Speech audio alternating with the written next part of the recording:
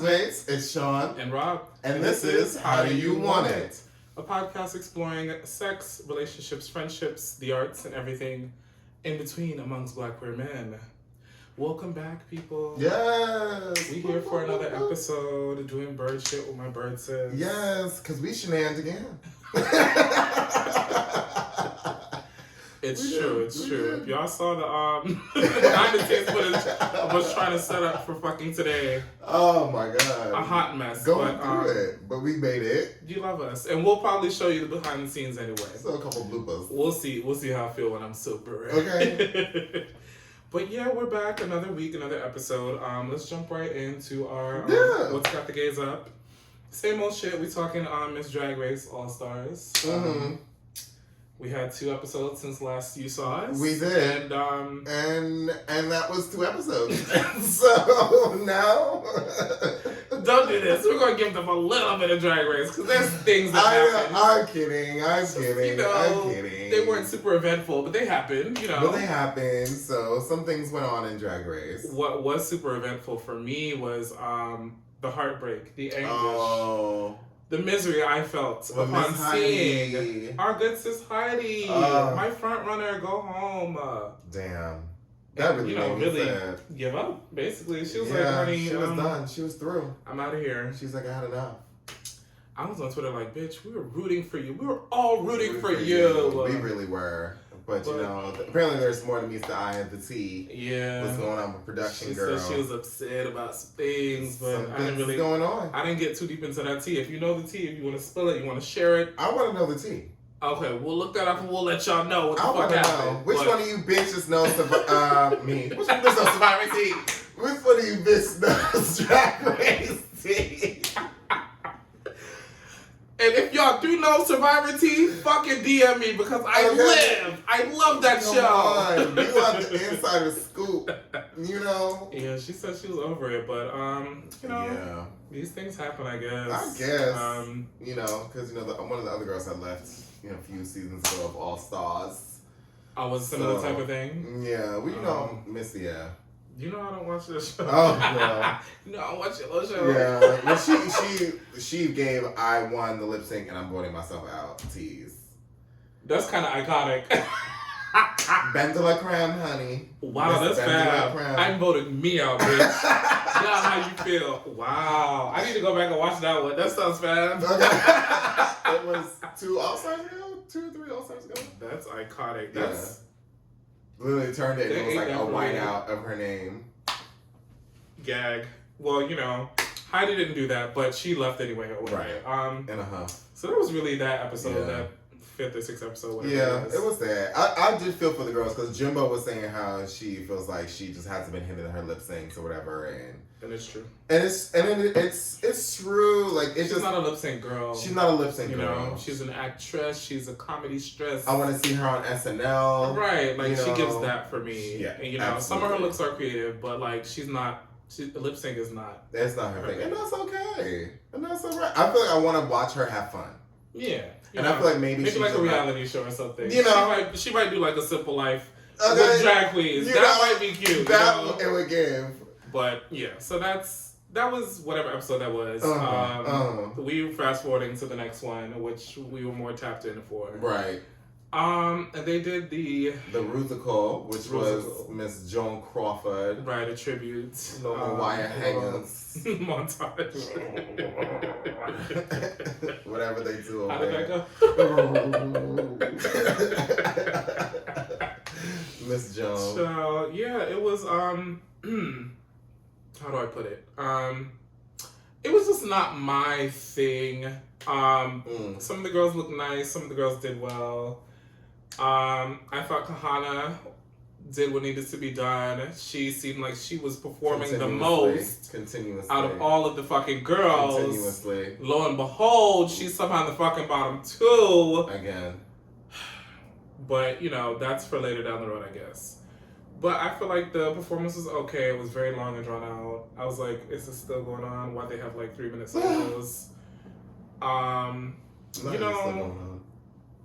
I don't have much. Lala Ree was cute. She seemed to be hitting her marks and things. She was. She did. They seemed to think Candy was all that in a bag of chips, and as much as I like Candy, I was not really convinced. Like, it was fine. Like, it was cute. Yeah, she did her thing. But she didn't, like, gag me. Like, right. They made it seem on the judges panel like she was just the creme de la creme, and I've never seen any performance like this. You were everything, honey. And I was like, were we watching the same shit? Like, what are y'all talking about? Yeah. But maybe they have a more vested interest in the actual, content that was being performed. I wasn't super vested. Maybe I didn't get all the references. But, the wire hanger thing was funny, but, like... Yeah. I didn't think she did, like, some superstar performance. Yeah. I didn't think. But, yeah. I think that I feel like Candy did, like, I feel like Candy performed. Like, I think that she did, like, and a lot of same ways with you, like, I think she did a good job. Right. She came in, she did the choreo, I think in the same way Lala, like, she hit her marks, like, and I do think that she, like, I feel like she has her Candy thing about her that I feel like the judges are always going to love. Okay. So whether she does it to Joan Crawford or she does it to... They're just always amused by it. They're just always good. And which is fine because that means, but like at least she has her thing. That stands out against, against everybody else. So like, it's whether or not her thing is what wins the challenge, I get, for me, like that week. You feel me? So I think Candy, I agree. I think she did well. I think she definitely I think the song was good for her. I think it was a cute song too. But winner, I don't. But also, I mean, who stood out for me would have won that challenge? I don't know. Girl, in terms of look and plus the performance, I probably would say Lala. And I would say Kahana because who was in the bottom, which is why I'm fucking upset. Her look turned it on the runway with the red roses and the rose in the hair.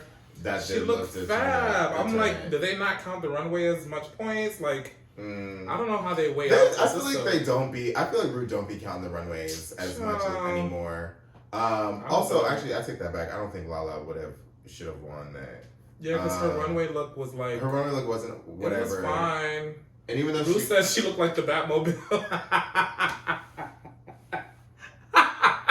RuPaul said, I didn't love it, but I liked that it reminded me of the Batmobile. Like, why do you call her... You just called her a car. You called her a car. And she said it without batting an eye. She didn't laugh. She didn't mean it as a joke, but I fell the fuck out. I was like, she just called you a car, bitch. An automobile. Automobile. Ru's a shady girl. She is.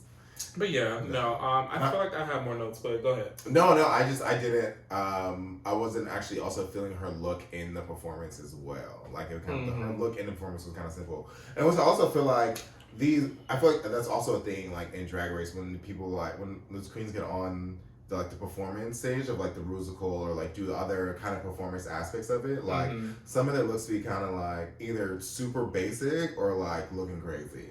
And it's like, because they probably don't factor in. They don't factor that in, and I feel like about runway. No, yeah, and I just wish that, like, more queens across the board, I think in general, like, don't really, like, take the challenge looks yeah, because I feel like that's a good way to stand out. And I just feel like it's a missed opportunity. To Kahana. Anyway. But she also had a good one to stand out. She had MGM Graham, so she got to wear a gold dress, like, also too. So.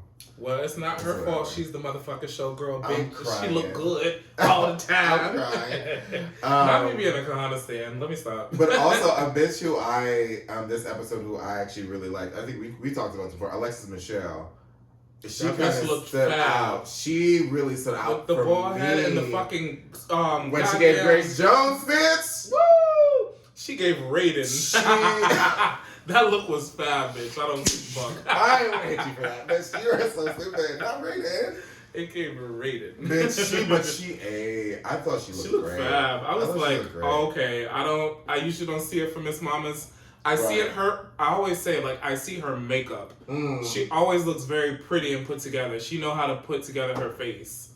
I don't know about, like, the rest of the look, but she's always looks pretty. I'll tell you, yeah. I was gonna say, I'll tell you one thing about. I said it to you earlier. One thing about Miss Alexis Michelle, that is a professional drag queen, honey. That bitch has been working for years. She gets that. Her makeup is good. She is professional. She shows up on time. She figures it out. She figures it out. Yeah. She's gonna give you a show. It's gonna be worth what you paid for. Okay. And I think you're giving her more than I would give her, but a pretty girl and that fucking runway look. No, she's a great girl. But I think that she's just a talented performer. Like I don't think we also got to see her lip syncs, which I also think that she's a good one. I think that she's better than most of the rest of these girls. Okay, well maybe I just need to see her do that. But she is, and I'm excited for her to showcase that because she can, and she's also like more of a theater girl as well. Oh, okay. So she kind of eats up where who's the girl? You remember Marsha? So she would be like Marsha would look out to her. Okay. Kind of thing. Like a theater girl. Kind of a theater girl. They're in the same kind of circuit, you know. Fab. Right. Yeah, that was more or less it. I think for the runway looks, James Manfield looks crazy with the fucking faux fur.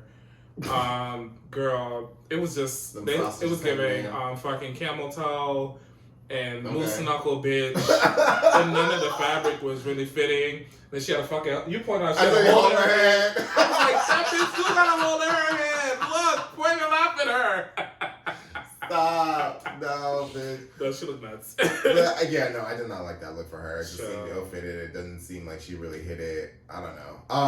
And she's also not my personal kind of drag queen, so I've never really saw it for her to begin with. So there are certain things I realize she does well. Like she's like a cutesy like housewives kind of thing. Sure. Well, if you're into that kind of thing. Yeah, like ditzy Stepford wife type of moment. That's her. That seems to be her. That's like her shtick. I don't care for it. Yeah, I'm like, but that's why they sent her ass home. That's fine. And that sure is fine. And that's really that on that. Nobody else really stood out or gave too much. But Rue, count your fucking days for putting Kahana in the bottom two again. Yeah, because that's how fucking that great. Last look was everything, bitch. That red moment, so good. These people are nuts. Giving showgirl, giving branding. I'd love to see it. Wow, okay. For her. Shout out to the growth to Kahana. Shout out to growth. Shout out to the girls. You know, I didn't watch her first season, but I believe you. I feel like she's come a long way. She definitely struggled, and she knows that she did. But she started early. She was a young drag queen. But now looking at her, her brand is solidified. She's giving Vegas showgirl, honey. She's giving legs. Las Vegas showgirl. Wow. Bitch, who did you just turn into? I don't know. It came like Simpsons character. Maybe. Okay, Sasha Bob, bitch. Okay. Get me them wigs, honey. Get me them wigs. I'll be looking like, what do you got like? Turn the wig around, honey. turn the wig around. Anyway, so that was Miss Drag Race. We didn't have too much on Drag Race because it gave what it gave. Let us know what you thought though. Are we crazy? Are we dragging your faves? Do you love the same people we love? Mm-hmm. What you feeling? Anyway, in lieu of Butch Queens Build a Playlist this week, we're going to be doing an album review, a little mini. Yes. Of the one and only queer up and coming legend, Janelle Monáe. Yes. Miss Janelle Monáe, if you're nasty. Okay, hello. And this album, she was fucking nasty. I tweeted, I said, Janelle is having some fab sex, bitch. You know she is. Some bisexual nastiness. She's having the girl she's paying for is down there licking what she's licking, and the nigga that she's paying for is massaging what he's massaging, and she's getting her fucking life. And happy Pride. I love it. And happy fucking Pride. Okay. And lick the titties. Lick the clit. Eat the cooch. Do what you do. Do what you do. And I love it. In the name of Pride. And it's great. Like the whole album was, it's so smooth and fab, and the transitions are eating in. Delicious. She sounds great and smooth and sexy, and just like there's a certain kind of confidence she has on this album now. A certain kind of like, bitch, I've been here, bitch. And this shit is smooth, honey. She said, I do this. And she's like, I do this. I do this, but I'm in my queer I do this era. Okay, she's like, my coochie been ate. Yeah. Yeah. Yeah. The girl's been eating it. The nigga's been eating it, okay? Don't ask. What don't act shocked. Are you guys? Bitch, give Janelle her things. Oh my god. Because since Sincerely Jane, she's been turning it. Wow. She's been turning it. Has. When she used to give you the suits and the updo and give you like She the has robot been. things, she's been giving it. Since Archandroid as well. Archandroid is like one of my favorites. Wow. But I think this new album, now we didn't say what it's called. What's this fucking album called? The Age of Pleasure. Me trying to read off the script. The Age of Pleasure. This is, she might have knocked Archandroid out of the water for me because it's start to finish. I think it's perfect. I loved it. The transitions are great. The songs are really grown and sexy. It's giving you diverse. It's like some Afro beats. I feel like a lot of the same shit we said about Renaissance is giving. Like it's a diverse body of work. She sounds fantastic. It's sexy and it's queer. It's so fucking gay. Yeah. I'm like, oh, she just turned this out for Pride. Wow. And I love it because this also for me, in the way that Renaissance gave kind of like American queer, like East Coast and like Southern queer moment, this almost really gave like island vibe. It gave very much I'm on an island. Like, or I'm, somewhere fucking tropical, right, bitch. I'm laying out, pump the beat. I'm gonna do my little 1-2s over it. Right. And let's fuck after. And because my titties are gonna be out, and they look fat. They're look great. amazing. My ass is fat. I look incredible. Y'all look incredible. Let's fuck. And that's what the album is giving me, bitch. Like, let's just all have a good, sexy orgy time. And you can hear it in the music. I think she recorded this on an island. I don't know. It's turning it for me. Like, this was such a dope and like it was just such a dope vibe. Like, it was just such a nice start to finish. Real also great timing for this to come out. A great summer album to listen to while you on your beach, while you at the beach with the girls, while you at the pool, while y'all have y'all titties out. Right. While you looking for niggas to have their titties out, looking for a nigga who's gonna eat your cooch, eat your box, okay?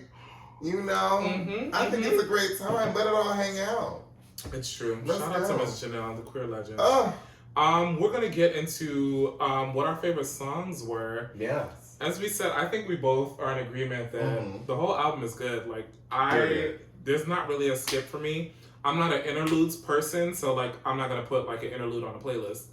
So maybe those will be the skips, but like if you just played the whole album, you would need to skip the interludes. You don't need it. Because first of all, Grace Jones is on one of them. Hello. Grace Jones. Nia Long. Nia Long! Bitch, Doechii. Come on! She came through and did what needs to be done. James Fauntleroy.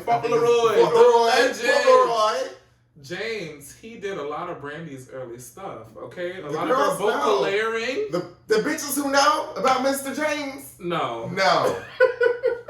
So if you don't know him, James Fauntleroy, you better fucking go on YouTube and get your life. Okay. You better know what he's done, where he's been. Learn him. Okay? Shit. But yeah, no. So we're gonna get into our favorites. I think you need a refresher on what your top 5 are. I definitely do. So my top 5 moments were No Better. I thought that beat was bonkers, bitch. It's my favorite. Shout out to whoever fucking produced that it's shit. Because that went off. The Rush. No, wait, that's my favorite. Now look. Not me mixing them up. Now look. Damn it. The Rush.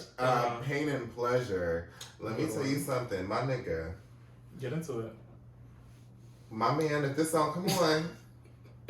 My man. I'm dancing on that. Period. I just want you to know that. Because this song really gives that. It gives such a sexy, sensual groove. Like, sexy. Love it. Phenomenal. That's the one with Doechii. Oh, yes. And Only Have Eyes for Two. So such clever wordplay, too. Oh, wow. She gets it. Her pen. A rapstress and a songstress. I don't know a better girl to kick off Pride. Honestly. I don't know one. But yeah, so I think we have a lot of the same top 5. I also had The Rush. The Rush is that song. It's good. Nia Long starts it off, giving you very sexy spoken word. That's my song. That's the top track for me. Yes, come on. What's the movie that she was in? Best Man. Come on, Best Man. Is she in there? Is it? Am I bugging? Love Jones. Love Jones. But is she not also in Best Man? She's not. That's a lie. Is it? Is it? Sanaa Lathan. She's not. Sanaa Lathan is who you're thinking of, I think. I'm pretty sure I'm not making that up. No, you're probably not. Regina. What's the other one that she's in? A lot of things. But what's the other? She's in one of them, like, the girl group movies. You know what I'm saying? Like, you know what I'm saying? Love Jones is the one you're thinking of. Okay, then. Boom. But she's been in a lot of movies. She's also in Friday. I mean, what? She was the. Is Nia Long in Friday? Nia Long is in Friday. Wow. That was Craig's girl. Or no, Craig. No, bitch. She was the one like, my homegirl looked like Janet Jackson. And Chris Tucker was like, Janet Jackson? Bitch, you know, she was in Friday. Come on. You know where I know Nia Long from first? Is Fresh Prince. Yeah. A lot of people know her from that. But that's the 90s heartthrob, honey. Okay. That's why Janelle got her in there. It's true. Sounded sexy. It's true. Sounded good. Damn, now you got me thinking. Is fucking Nia Long and goddamn Best Man? Or she's not, but she is. I'm trying to tell you, I think she is. Nia Long, Sanaa Lathan, Miss Mama's from Girls Trip. Regina always makes up her name. Regina Hall. And who's the fourth girl? The light-skinned girl. The light-skinned girl who's nuts. Oh, it is Nia Long. I think it is Nia Long, bitch. I think she is the best. I'm really gagging at this. Not me fucking forgetting. The girl's gonna drag me to hell. I'm pretty sure she was. Well, either way, Nia Long's in fucking Because I feel like I always be seeing her on those promos when they be talking about the best man. She not in there? You're right. She is. Boom, bitch. How'd I know? Wow. I know my girl. Okay, you're right. But yeah, no, I always know her for Love Jones. That's like my Nia Long movie. Anyway, so don't drag me too hard. I forgot who the other girl was. Sanaa Lathan is who I always think of when I think of Best Man, though. So maybe that's what it is. Anyway, where was I? The Rush with Nia Long, the icon. Phenomenal. You also have Doechii. Yes. What you didn't have, though, a Dry Red. Wow. Fucking sex. That's a good on one. wax. Wow. So That's good. true. Low key, it closes out the album. Just delicious. Champagne Shit, I think, starts the album. That's Float starts it. Okay, well, it's the song after that. But yeah, that's the one I registered because I already knew the other song. And knew better because that beat is fucking nasty. Yeah. Yeah, it's giving, I don't even know what it's giving. Them fucking horns. Girl. The syncopations, it's just sexy. Yeah. And to be clear, again, the whole album. The whole album is good. There's not really a skip. I think we would both say, well, I would say A+. What would you say? I would say A+. Boom, there you have it. And that's how it is. So go fucking listen to Janelle Monáe's album. And listen to it. The Age of Pleasure. The Age of Pleasure. Listen to it from beginning to end. Yes. Eat some ribs. The transitions. The transitions are fab. Have some champagne to it. Have it's some giving champagne on champagne and ribs. That's really what it's giving. And some caviar. Janelle, if you're listening, champagne and ribs. When your promo, girl, that's the fucking meal, girl. Because that's it's so it good. right there. Get a little.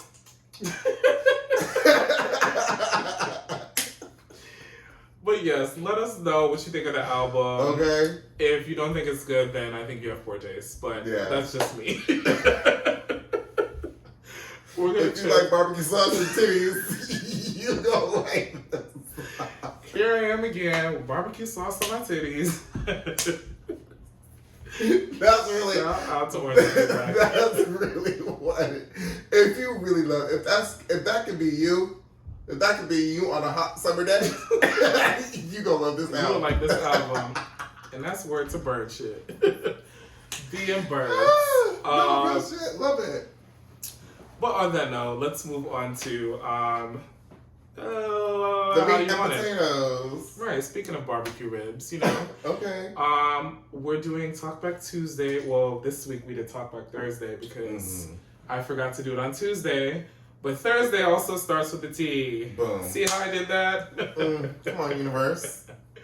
So I asked the class, we had sort of a dating question and answer. Mm-hmm. I asked, what are your dating deal breakers? And his name is Jap_3.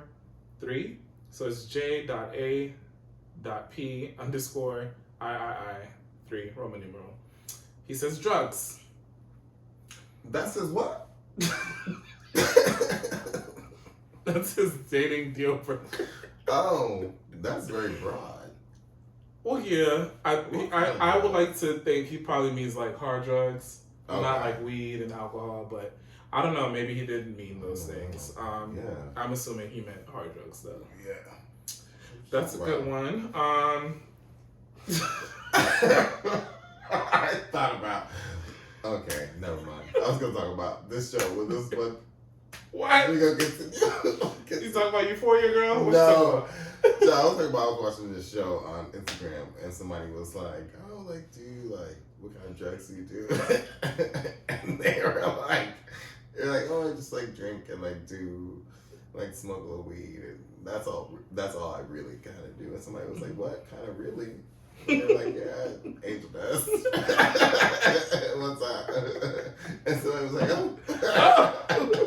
That escalated quickly. They were like, are you on it right now? And I was like, well, oh. Next question. See ya.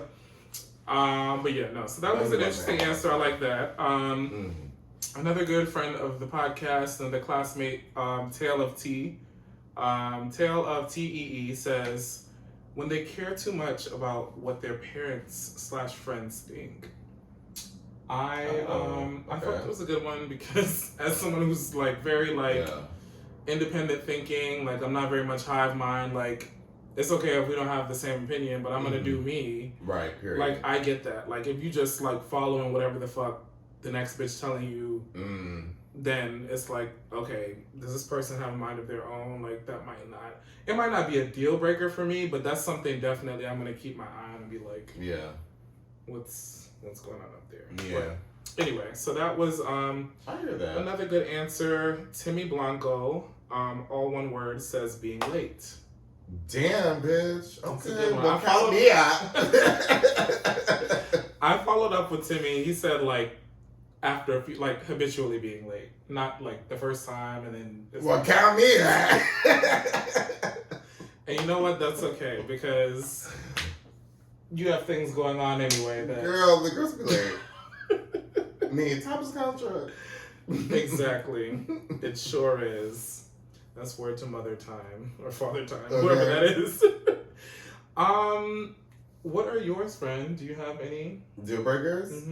Well, my thing is being a mean girl. I don't like. I don't talk with my friends. I don't talk with my family. I don't talk about my life in general. So like people are just like kind of just like mean for no reason. Like I think there are people that are just like whatever kind of things that they're maybe going through, or like they kind of maybe project on other people, and it comes out very nasty. Mean girl is just, it's a spirit. It's like, a spirit, bitch, you know. You can always sense when someone's having a bad day versus when they're just a mean girl. So it's a difference. Yeah. And for me, like at my big age, I don't want to be around somebody who thinks of that like as like a good way, or like a what's the word? Like a way of life. Like that's I don't want that to be your means of like integrity of being like a mean bitch. Like I don't think that's late. It's tired. It's late. It's tired, honey. So for me, that's a job. Valid. I think like one of my answers also kind of piggybacks off of that. It's like just being rude or being nasty to people who you're not interested or attracted to. Like you know, if we go on a date and you're rude to the waiter or whatever the fuck, that's instantly gonna turn me off, and it's instantly gonna be a like, bitch. No, because what the fuck is your problem? Like, are you just turning it on? Like, you secretly just nasty all the time? Like, I don't know. That doesn't sit well with me. Yeah. So. And that's the thing too. I feel like when if you're on a date with somebody, pay attention to how they actually talk to the server and like the wait staff. To like anybody. Talk to how they talk to like people who can't like who are like maybe in positions of service to other people, like to be in hospitality or even in retail, like, are people, you know what I'm saying? That shows their character. That to be honest. shows big character what the niggas is about. So that for me, means a lot too. That falls into like mean girl type shit. Like, why you talking to him crazy, girl? Like, he trying to say, you working, bitch. Like, I was like, if I talk to you crazy, why don't you at work? I was like, that. Right. How would you like that? How would you like that? Actually, where do you work? I'm coming to do it to you tomorrow. I'm coming to you tomorrow, bitch. Send an email to your boss like this nigga was late and has said. And then he was talking about. And then he's spitting your coffee. And his hair was unkempt.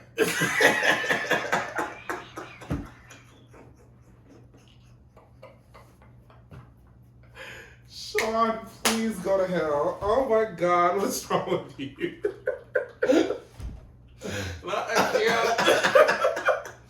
You really turned into Carisha just now. Whatever. Yeah, that's definitely a dub. I think my other one is probably like just not having an open mind, not like being open to different ideas or like like kind of a person who's stuck in their ways. Like that's like the antithesis of who I am. So that probably won't work for me. I get that. But yeah, that's what I got. Yeah. Let's move into the next moment. I asked the class, what are some challenges you face when dating as a Black queer man? Underscore Donnie, DONNIE, Supreme22 says body shaming. That's a good one. Yeah, sometimes the girls can be very fucking judgmental. Ties into that mean girl thing we were talking about. It probably it's the same type of bitch. Timmy Blanco says, the city that I live in, not too many gay guys around and that are in his age group. That's valid as well. Yeah, because depending on where you are, bitch. I implore you to not maybe let the age thing be too big of a deterrent if it's not too big an age gap until you like date a fucking 18-year-old. But like if they're like significantly younger than you, but like still like they got some goddamn sense, maybe give them a try, you know? Yeah. Or even if they're older too. Right. Yeah. You know? I think if they got some goddamn sense. That's very important. That's very important because these older niggas still ain't got no goddamn sense. That's my biggest qualm with the situation. Is that like it's always these fucking Twitter discourses about, oh my God, y'all are dating like somebody your daddy age. Whatever the fuck the conversation is, sometimes the older fucking niggas have the same mindset as a 21-year-old. They have the same, ways of thinking. And it's like sometimes the younger niggas be more mature. So like just don't base it off of age. Like let their maturity, their way of thinking sort of guide that. Don't and let the number be the thing. Of course too, yeah. Yeah, absolutely. So that's just my thing about it. I think for me, I'll answer. So some of my challenges is I think I'm looking for a pretty specific thing in terms of dating. So I think it's hard because I'm one, like open to polyamory, the lifestyle, the dating situation and all that. I feel like a lot of Black queer men are not. That's not really, it's a lot of judgment when it comes to that. So I think I face issues with that. And I think even though I'm also open to monogamy, like if it were to give that, it would need to be someone who understands that I need space. I have a lot of friends. Like I can't be up under somebody or have somebody be up under me all the time. And I think that's rare. Like people very whoopy about it. Very wired. Yes, I don't need nobody in my house, bitch. And, that's just how I'm wired. Like I'm a relationship anarchist. Yeah. So like know what you like, know what you need for you, bitch, and I feel like to live the life you want to have. Right. Period. And I think that's less common in our community, and that's okay. But I'm still get my life and do what I need to do until I get there. And if I don't get there, bitch, that's fine too. Just live your life.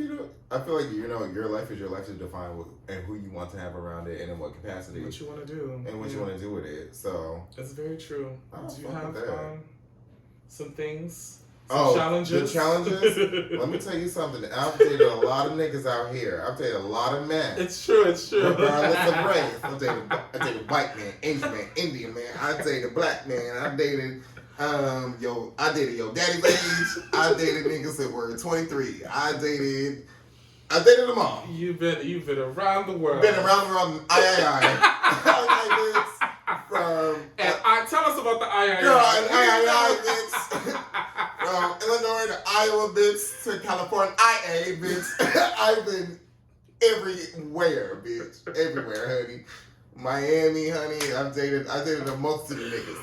But and one thing I will say is, no matter what the struggle with for me, and I think also like I struggle with it as well, which I think is one of the other like come to Jesus moments I've realized about myself and at this age, is honestly just like communication. That for me has been the biggest thing, is particularly with black queer men. I feel like it's like the biggest hurdle that like, or the biggest, not biggest hurdle as if it's a thing, like not one entity to kind of like get over, but it's a continued work of something to continue to work on between black gay men, particularly because I think that and so many times like we've had conversation. I think our group of friends have a conversation about how we train black queer men, or how we train black men to talk about themselves, their feelings, how to communicate, and oftentimes we don't really tell black men or teach black men how to effectively communicate and effectively communicate like how they're feeling, and then to be in a romantic relationship now with a black gay man. We're both kind of navigating, who were brought up similarly, right? So like that's always kind of been, I guess, the continued work that is always front of mind, because it's important, right? Like we both can love each other and care for each other and want to make it work. So if you're not communicating, but if we're not communicating, a lot of things can get misconstrued. A lot of things can not be. Oh well, that's not what I was actually saying. That's not what I meant to say. And so I think that happens across the board. And then there's niggas that just don't communicate, right? There are people that are just like, I'm just not going to say anything. So like, I think for me, I think that's kind of the biggest hurdle, is that like learning how to deal with that and doing that with care and like with compassion and not like with judgment, because we're all kind of working through our shit and we're all trying to make the best decisions for us and find love in whatever which way it's formed, whether it's polyamorous love or having a monogamous relationship, or maybe we don't even want relationships, we just want to have love with our friends, and like that's all we want, and that makes our life that makes us happy. Like no matter what, communication is still at the center of that too, and I'm making that happen. So I feel like that's always been the biggest challenge, because niggas don't know how to talk. That's true. And some niggas don't know how to talk. But we're working on it. Okay, but we're working on it, and that's all right. Exactly. And I respect the niggas who can say that, Exactly. The last fun little question I had for the class was, what's a fun date idea that you want to try out or that you've done? Good friend of the podcast, Kevin, his IG is _KEVYYY. Oh, Kevin! Hey, Kev! Hey, girl! What's going on, bitch? Kev says, hire a chef to cook dinner for us at home. Oh. You know who's a chef? Me. You know who's newly a chefington? Me. Hire my sis. Hire me. But no, that's a fab idea. I really like that. That's a great idea. It's very romantic. I love the sound of it. Very cute. Donnie.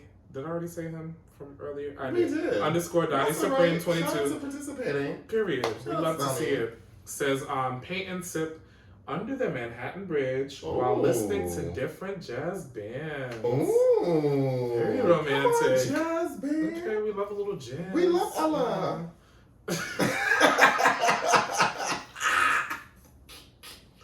Meanwhile, this nigga said jazz bands, but yes. Yes, we do love Ella. We love Ella. Okay, Sarah Vaughan, we love all the girls. We love all the girls. Yes. And Samara Joy, our missus. We love it. You were insufferable. You're going to prison. I'm calling. Yes, come get him. He's here now. Okay. Yeah, no, that's a fab idea. I like that one a lot. I feel like I had one and I really lost it. Do you have one off the top of your head, or you remember yours? For me, museum dates are always top of the. I love a museum date. An art hoe. I am an art whore. I love it. Like, I eat it up. I love anything black art, anytime, any place, whether it's food. I love like food culture, like festivals or whatever. Like so many, like they have them in California, they have them in Texas, like little like just like food festivals, like little block parties and things. Like I feel like that's always like a really cute food date idea. You can see if what the nigga be eating. We got the good taste of whatever. We got the taste of whatever. And you guys get to talk and walk and get to know each other. So I think that's always like a fun idea. So anything really like you kind of get to like see and like walk and talk. Like I love a walk and talk and experiencing something together. I think you can never really go wrong with that in my mind. That's always so exciting. And you can also see if you get sparked with a nigga too. Because you're like, nigga, I don't know if I can deal with you just walking around doing nothing. Because then you find out niggas are stupid. Then you find out really if you like, oh, you little. Alright. It's a job. Okay, I think I remember one of mine that I had, an idea that I had. And this is like maybe a more chaotic take, but I think like an Afro-punk date would be cute. I think that was fab. Like, because you clearly have the concert. I want to hear about that. But anyway, so you have the different performing artists, people who you want to see, people who you may not want to see, but you're not locked into a concert venue. You're outside. Right. You can do the walk and talk and still find out like what they're into and all that. Right. And I love music, so that's gonna get me up. Like, do we have the same taste? Are we into the same things? I can see if they're excited about the same kind of shit that I am. So I think that would be a good one. But yeah, so that's my idea. But yeah, those were the questions and things. Yeah. For this week. Yeah. Let us know what you think. If y'all didn't answer, fucking answer. Answer the thing. We need y'all to participate. Be a part of the class. Come on. Yeah. But yeah, that's gonna wrap up this week's episode. We had a blast. We love y'all. Thank y'all for tuning in. We're gonna get the fuck up out of here. Bye. Bye. It's on? Yes. Oh, praise God.